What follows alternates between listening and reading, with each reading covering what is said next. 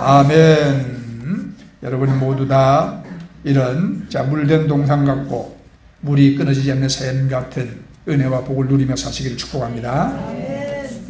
우리 사람들은 살아가다가 감당하기 힘든 고난과 역경을 우리가 다 만날 때가 있지 않습니까? 그럴 때 사람들은요, 그냥 먹지도 마시지도 않고, 그리고 또 자기가 믿는 신에게 천지 신명에게 막 간절히 빌고 기도하지요. 우리 그리스도인들도 이러한 힘든 고난과 역경을 만나면 우리는 하나님께 기도하되, 또 특별히 우리가 금식을 하면서도 우리가 기도하고 있지 않습니까? 그런데 우리는 오늘 이 이사야 선지자의 외침을 통해서 하나님이 진정으로 기뻐하시는 금식이 무엇이며, 그 진정한 금식이 우리 삶에 가져다주는 놀라운 치유와 축복에 대해서 우리가 함께 우리가 은혜를 나누고자 합니다. 이사야서 58장은 구약시대의 이스라엘 백성, 그리고 오늘날을 살아가는 우리에게도 매우 중요한 영적인 질문을 던지고 있습니다. 자, 이 말씀의 시대적인 배경을 우리가 살펴보면요, 이스라엘 백성은 이제 오랜 바벨론 포로 생활 끝에 그렇게 간절히 꿈에 그리던 고향 땅으로 이제 돌아왔습니다.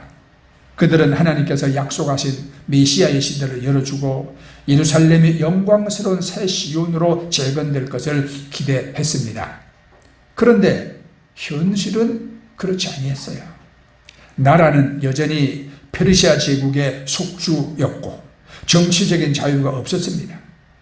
예루살렘 성벽은 허물어져 있었고 성전 재건도 쉽지 아니었어요. 그러니까 약속된 번영과 영광은 보이지 않았고 경제적으로는 여전히 어려움과 빈곤에 시달렸습니다.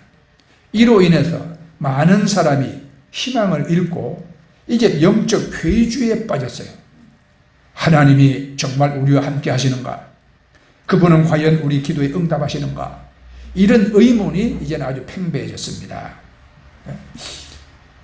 백성들은 자신들의 그 어려움과 그 불만이 하나님께서 자기들의 금식과 기도를 외면하시기 때문이다, 이렇게 생각했어요.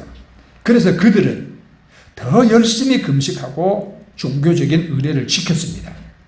우리가 3절 말씀 보면, 우리가 금식하되 주께서 보지 아니하심은 어쩌미오며 우리가 스스로 겸비하되 주께서 알아주지 아니하심은 어쩌미니까, 막 불평하는 모습이 나옵니다. 자, 그러나 문제는 어디 있느냐?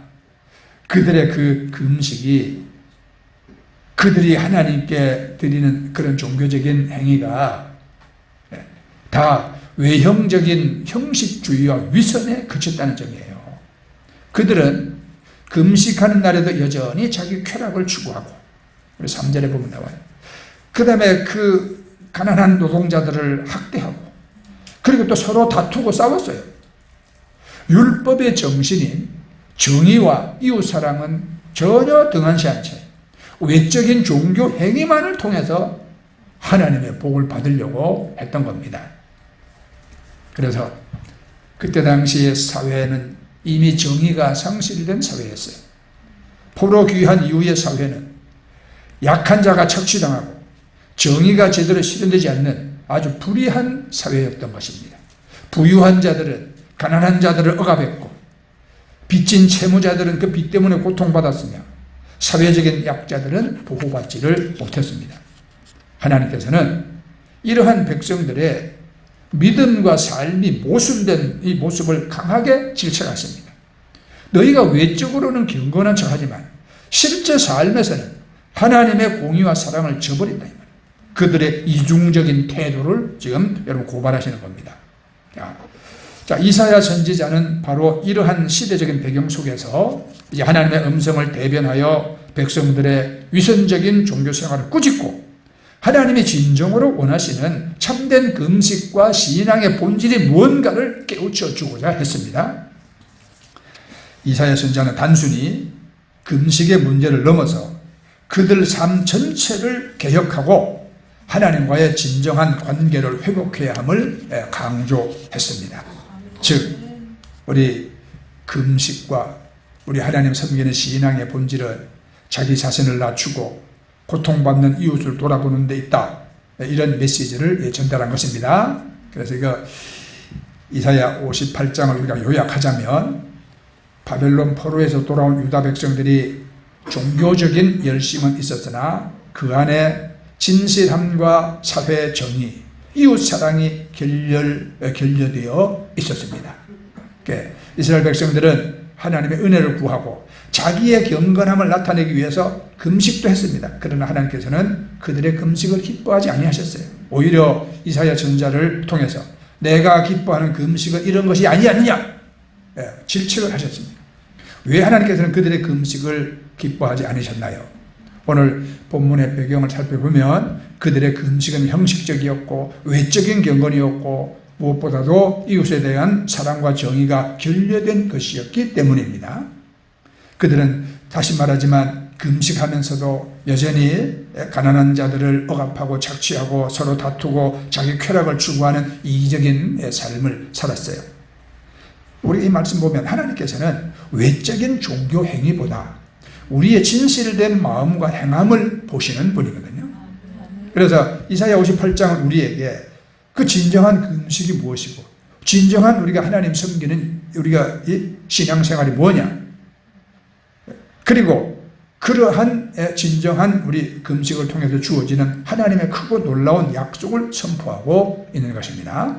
자, 그러면 하나님 기뻐하시는 진정한 금식은 어떤 모습이냐?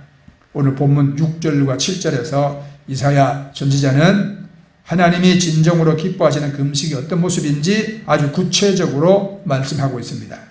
이것은 단순히 내가 여러분 그냥 밥을 굶고 뭐 음식을 끊는 육체적인 고행이 아니에요. 이게 우리 삶의 태도와 이웃과의 관계 속에서 실천되어야 할 지금 영적 금식을 말하고 있는 거예요.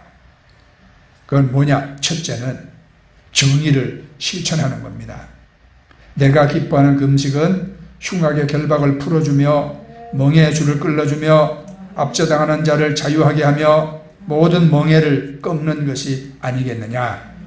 여기서 흉악의 결박, 멍에의 줄, 압제, 이것은 사회적인 불의와 부당한 구속을 의미하는 것입니다. 당시 이스라엘 사회는 강한 자가 약한 자를 억압하고 가난한 자들을 착취하는 일들이 아주 비일비재했습니다. 하나님은 이러한 사회적 불의를 보고 그걸 모른 척하며 개인적인 경건 생활에만 몰두하는 그런 금식을 하나님 기뻐하지 아니하셨어요. 우리가 진정한 금식과 우리가 진정한 하나님을 믿는 우리 믿음 생활은 자기 희생을 통해서 남에게 자유를 주고 억압받는 자들의 고통을 덜어주고 그 불의한 시스템을 깨뜨리는데 자발적으로 참여하는 것을 말씀하는 거예요. 그러니까 우리의 금식이나 신앙생활이 개인적인 영적 성숙을 넘어서 우리가 살고 있는 우리 이 사회 전체의 정의를 세우고 약한 자들을 돌보는 방향으로 나갈 때 비로소 하나님께서 기뻐하시는 금식이 되고 또 신앙생활이 되어지는 것입니다. 네. 지금 미국을 비롯해서 우리 다른 나라들이 우리 한국에 대한 걱정이 많습니다. 한국이 중국화 되어 간다. 네? 중국은 공산당 일당 독재입니다. 지금 한국도 이제는 다당제를 이제는 이제 아예 다 박멸하려고 하는 것 같아요. 네, 승자 독식이라고 말하지만 그러나 우리 자유주의에서는 민주주의에서는 엄연히 다른 당도 존재해야 되고 반대 의견도 또 들을 거는 수렴해야 되고 싸워야 하고 합의점을 찾아야 되고 이렇게 해나가는 것이 자유민주주의입니다. 그 안에는 분명히 삼권 분립이 있습니다. 네, 우리가 행정과 그다음에 또 입법과 사법 삼권이 분리되어 있어서 그것이 서로 다 서로 견제하며 올바르게 방향을 나갈 수 있도록 하는 것이 자유민주주의의 여러분 그 기초고 그게 질서고 정신입니다. 근데 이제 지금 우리 대한민국은 자기들에게 반대하는 것은 무조건 다 박멸해버리려고 하는 그런 적이 있어요. 그래서 다 탄압하고 반대 소리 내면 목사도 구속하고 불명예스럽게 다 압수수색해서 뒤지고 망신 주고 지금 유럽이나 미국에서 지금 이거를 강하게 지금 여러분 비판하고 있어요. 한국이 이제 중국화되어 간다. 중국화되어 간다. 우리가 보면 우리가 무슨 미국 편에 붙든 중국 편에 붙든 아무 때나 붙어서 우리가 살면 되지. 그런데 여러분, 내가 수년간 다녀본 중국을 내가 보고 느낀 건 뭐냐면, 중국 사람들은요, 자기들 대국이라는 중화 사상이 옛날이나 지금이나 조금도 변하지 않았어요. 자기들 외에는 다 오랑캐고 야만인이에요.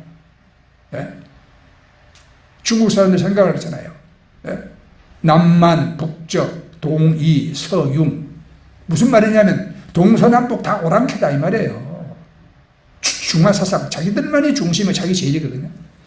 그래서 우리는요, 자기들 우리를 한없이 약한, 자기들 일개 어떤 그 성보다도 더 작은 그런 작은 속국 정도로 그렇게 여겨요. 앞으로 우리 민족의 장래가 어떻게 진행될지 모르지만 우리가 만약에 중국에 붙었다, 여러분, 지금 같은 우리가 자유나 번영은 기대하기 어렵습니다.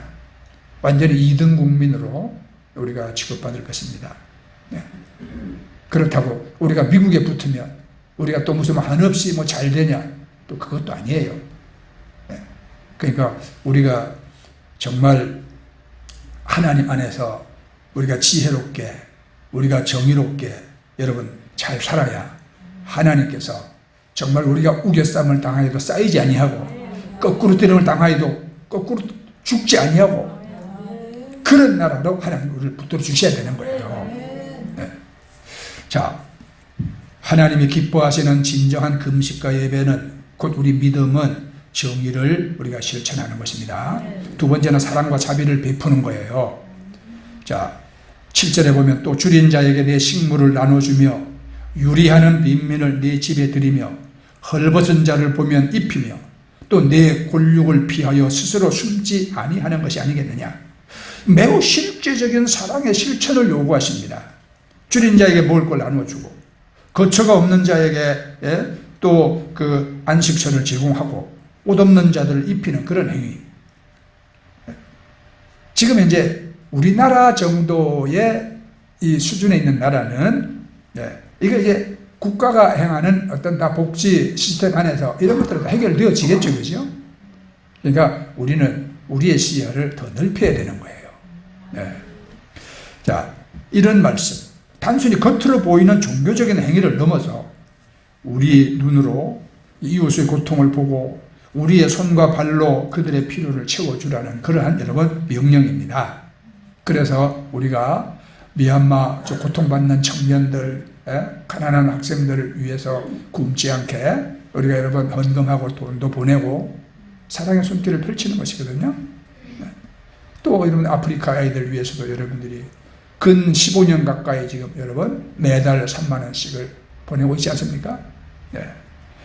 하나님이 기뻐하시는 거예요.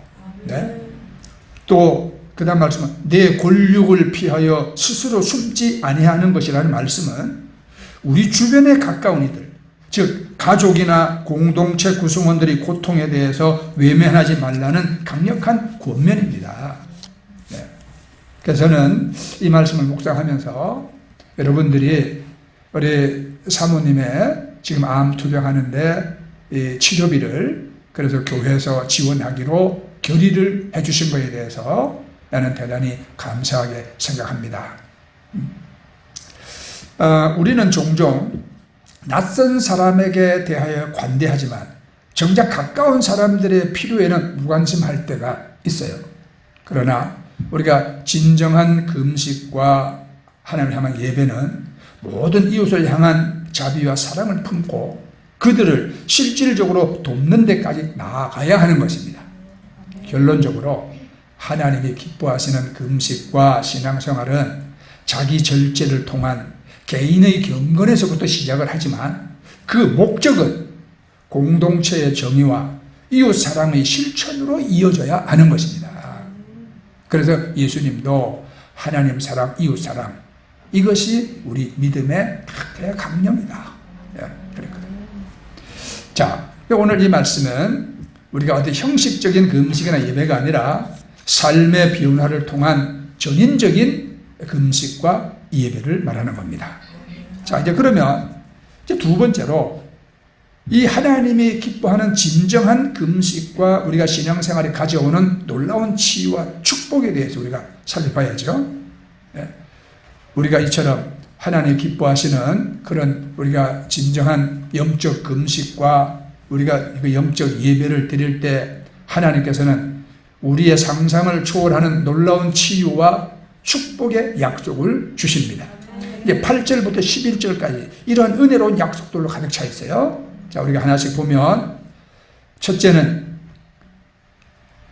빛이 비치고 급속한 치유의 축복이 임할 거라고 말씀합니다. 8절 보세요. 그리하면 내 빛이 새벽같이 비칠 것이며 내 치료가 급속할 것이며 내 의가 내 앞에서 행하고 여호와의 영광이 내 뒤에서 호위하리니. 어둠 속에서 헤매던 우리의 삶에 새벽같이 비치는 빛이 임할 것입니다. 이는 하나님의 임재와 지혜가 우리를 인도하면서 영적인 혼란과 절망의 어둠을 몰아내는 빛인 것입니다. 그리고 우리의 모든 상처, 곧 육체적, 정신적, 영적인 모든 아픔이 급속하게 치유될 것을 지금 선포하는 겁니다. 그러니까 하나님이 기뻐하시는 삶을 살 때 하나님께서 우리의 모든 필요를 아시고 신속하게 회복시켜 주신다는 약속입니다. 또한 내 의가 내 앞에서 행하고는 하나님께서 우리의 선한 행위를 인정하시고 그로 인한 명예와 선한 영향력이 우리의 삶을 인도할 것을 의미하는 것이고요. 여호와의 영광이 내 뒤에서 호위한다는 말씀은 하나님께서 우리를 친히 보호하시고 지켜주시는 완벽한 동행을 약속하고 계시는 것입니다. 그러므로 우리는 하나님의 임재 안에서 어떤 위험도 두렵지 않을 것입니다. 우리가 이런 나라가 되어야 되고 이런 개인의 삶이 우리가 되어야 하는 것입니다. 그렇죠? 자, 둘째는 응답받는 기도와 충만한 인도하심을 말씀하죠. 9절 말씀 보세요. 네가 부를 때 나 여호와 응답하겠고 네가 부를 때에는 내가 여기 있다 하리라. 만일 네 속에서 멍에와 손가락질과 허망한 말을 제하여 버리고 진정한 금식을 통해 하나님과의 관계가 회복되면 우리의 기도는 놀라운 능력을 갖게 됩니다. 우리가 부르실 때 하나님께서 내가 여기 있다 하시면 즉각적으로 응답하시겠다고 약속하시거든요. 이는 하나님과 우리가 친밀한 교제를 나눌 수 있는 것을 보여주는 겁니다. 또 동시에 이 약속에는 중요한 조건이 따릅니다. 만일 내 속에서 멍에와 손가락질과 허망한 말을 제하여 버리고, 이것은 여전히 타인을 억압하거나 비방하고 정죄하거나 헛된 말을 하는 행위를 그치라 이 말씀이에요. 우리가 진정한 금식과 진정한 예배는 외적인 행동 변화뿐만 아니라 우리 내면의 불의와 부정적인 언어 습관까지도 다 끊어내는 것을 포함하고 있는 것입니다. 이러한 우리가 온전한 변화가 있을 때 우리는 하나님의 음성을 분명히 듣고 그분의 인도하심을 경험하게 되어지는 것입니다.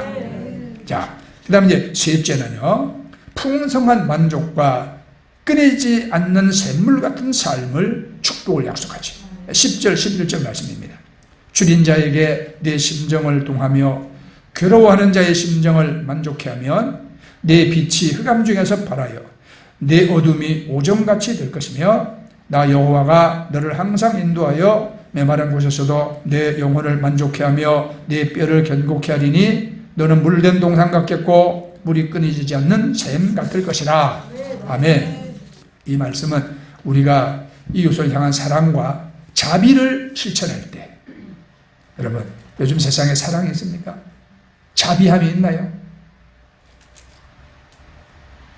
정말 살벌한 대결과 무자비함만 있는 것 같아요. 예수님이 죄 없는 자가 돌을 던지라고 그랬는데 그 말을 들은 이스라엘 사람들은 과감하게 돌을 던지지 못했어요. 왜? 자기 죄를 돌아봤기 때문이거든요. 드러나지 아니했지만 감추어진 자기 죄가 다 있기 때문이에요. 그래서 그들은 분노하며 들었던 돌을 그냥 땅에 놓아버리고 흩어져 갔습니다. 요즘 세상은 안 그런 것 같아요. 자기의 드러나지 않은 죄, 감추어진 죄 많이 있음에도 이웃을 하여 남을 향하여 여러분 무자비하게 정죄와 비난과 심판의 돌을 지금 막 던지는 그런 세상이에요. 이거 여러분 우리는 이런 세상을 닮아가면 안 됩니다. 우리가 이웃을 향한 사랑과 자비를 실천할 때 받게 될 영적, 육체적 축복의 이 절정을 지금 이 말씀이 지금 보여주는 거예요. 첫째는 어둠 속의 빛. 우리 빛이 흑암 중에 발하여 한낮같이 밝아질 것이다.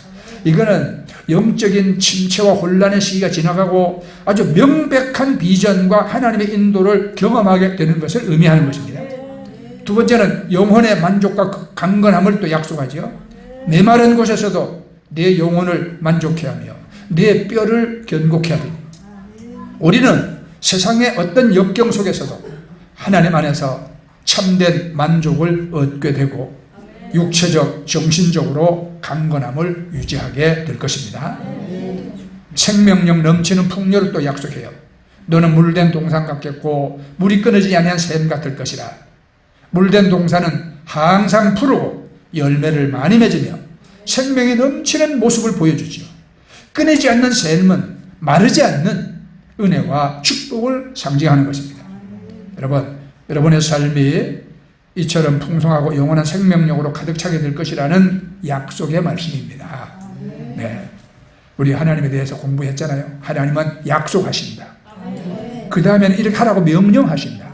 그것을 믿고 순종할 때 놀라운 역사가 이루어진다. 우리 믿음은 이 세 가지예요. 우리 하나님 안에서. 네. 자, 이제 결론들을 마칩니다. 그래서 우리가 이 진정한 금식과 우리가 진정한 예배는 오늘 우리 삶 속에서 이것이 실현되어야 하는 것입니다. 여러분, 이 이사야 58장 말씀이 구약시대 저 까마득히 먼 옛날 이야기가 아닙니다. 오늘날을 살아가는 우리에게 여전히 유효하고 강력한 메시지를 던지고 있는 거예요. 우리는 종종 그러잖아요. 우리가 자주 하나님의 뜻을 구한다 하면서도 실제적인 삶 속에는 자기 만족과 자기 이기심에 우리가 빠져 있을 때도 있어요. 형식적인 기도와 예배, 겉으로만 드러나는 경건으로는 하나님을 기쁘시게 할 수 없다고 오늘 명백히 성경은 말씀하고 있는 거거든요. 그래서 하나님께서는 우리가 외적인 금식과 그런 외적인 형식을 따는 예배를 행하는 것을 원치 않으십니다. 그 하나님은 우리 마음이 불의를 미워하고 억압받는 자들을 향한 긍휼로 우리가 움직이고 줄인 자와 헐벗은 자의 필요를 채우는 데 쓰여지기를 원하십니다. 우리의 시간, 우리의 재능, 우리의 물질이 이웃을 사랑하고 정의를 세우는 데 사용될 때 그것이 바로 하나님이 기뻐하시는 진정한 영적 금식이 될 것이고 그것이 하나님이 연락하고 기쁘게 받으시는 산 예배가 되어지는 것입니다.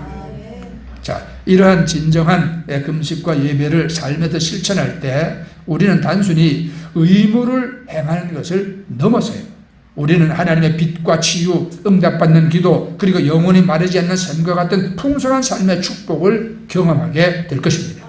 우리 영혼이 만족하고 우리 삶이 하나님이 주시는 힘으로 강건해지고 우리 공동체가 정의와 사랑이 흐르는 물된 동산처럼 변화될 것입니다. 네. 이제 우리는 이 말씀을 우리가 이제 마치면서 우리 각자의 삶을 돌아봐야죠. 오늘도 교회 갔다 왔다. 이거 아무 의미가 없어요. 그죠? 말씀을 우리가 듣고 우리의 삶을 돌아봐야죠. 나는 과연 하나님이 기뻐하시는 그런 금식과 예배를 드린 것 같은 삶을 살고 있는가? 내 주변에 억압받는 자들을 향한 마음이 있는가? 줄인 자와 저 유리하는 자들을 향해 나의 식물을, 나의 집을, 나의 온정을 내가 나누고 있는가? 나의 말과 행동은 남을 비방하고 상처 주는 대신 세우고 격려하는 데 쓰이고 있는가? 자, 이 시간 이사야 선지자의 외침을 우리 마음 깊이 우리 새깁시다, 여러분. 우리 삶을 진정한 영적 금식과 영적 예배로 우리가 채우기로 결단을 하시길 바랍니다. 그리하여 하나님의 놀라운 치유의 빛과 샘솟는 축복을 온전히 경험하는 여러분 다 되기를 예수님 이름으로 축원합니다. 아멘. 네, 우리 이 시간 이제 함께 우리 하나님께 여러분 기도하십시다. 네, 이제는 참과 거짓을 나누는 때입니다. 네, 양과 염소를 나눠요. 네, 네, 못된 고기는 버리고, 네, 또 바구니에 닮아 걷어들이는 것, 나눈다고 그랬어요. 뭐든지 쭉정이와 알곡도 나누고. 이제 여러분, 우리에게 믿음이, 우리는 이렇게 하나님의 은혜와 축복을 받는 그런 여러분 알곡이 되기를 저는 바라면서 우리 이 시간 여러분 기도하겠습니다.